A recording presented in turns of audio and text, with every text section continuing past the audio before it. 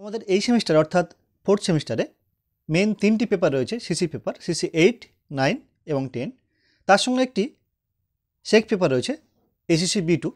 তোমার সেই পেপারের বিগত 3 বছরের প্রশ্নপত্র দেখে নেব। দেখো, প্রথম প্রশ্নপত্র 2021 সালের প্রশ্নপত্র।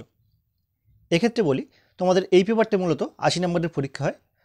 তার মধ্যে থেকে বিভাগ কয়ে থাকে, দেখো বিভাগ কয়ে থাকছে 50 নম্বরের একটি প্রশ্ন করলে কিন্তু তোমরা একটি প্রশ্ন কমন পেয়ে যাবে। এবং বিভাগ ক্ষয়ে থাকছে 4টি প্রশ্ন, যেখান থেকে তোমাদেরকে 2টি প্রশ্নের উত্তর করতে হয় 15 নম্বরের, অর্থাৎ 15 করে 2টি এবং 50-এর একটি, মোট 80 নম্বরের পরীক্ষা। তো দেখে নাও তোমরা 2021 সালের প্রশ্নপত্র। তোমরা ইংলিশ ভার্সনটাও দেখে নাও।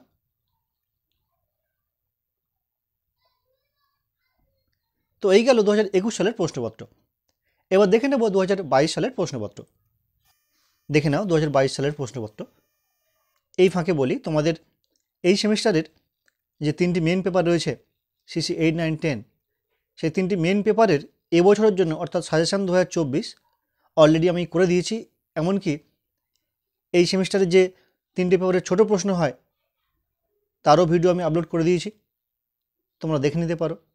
এবং এই সালের প্রশ্নের উত্তরগুলো, শর্ট প্রশ্নের, সেগুলোও করে দিয়েছি 3 বছরের, বিগত 3 বছরের, সেগুলোও দেখে নিতে পারো। এমনকি এই যে পেপারের প্রশ্নপত্র দেখছো এসএসসি B2, এরও সাজেশান অলরেডি আমি করে দিয়েছি, যার লিঙ্ক দেওয়া রয়েছে, তোমরা দেখতে পারো।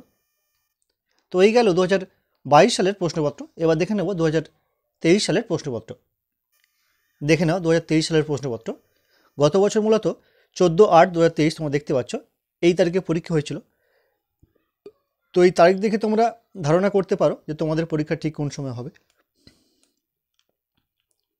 আরেকবার বলি, তোমাদের এই পেপারে কিন্তু সাজেশান অলরেডি করে দিয়েছি আমি। এমনকি সেখানে একটা প্রশ্ন করলে একটাই কমন 50 নম্বরের, এবং 15 নম্বরের জন্য গুরুত্বপূর্ণ প্রশ্ন দেওয়া রয়েছে, তোমরা দেখতে পারো। দেখে নাও ইংলিশ ভার্সন।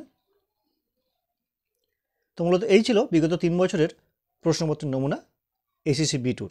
তো আজকের ভিডিওটি কেমন লাগলো অবশ্যই কমেন্ট করে জানিও, পারলে একটি লাইক করো।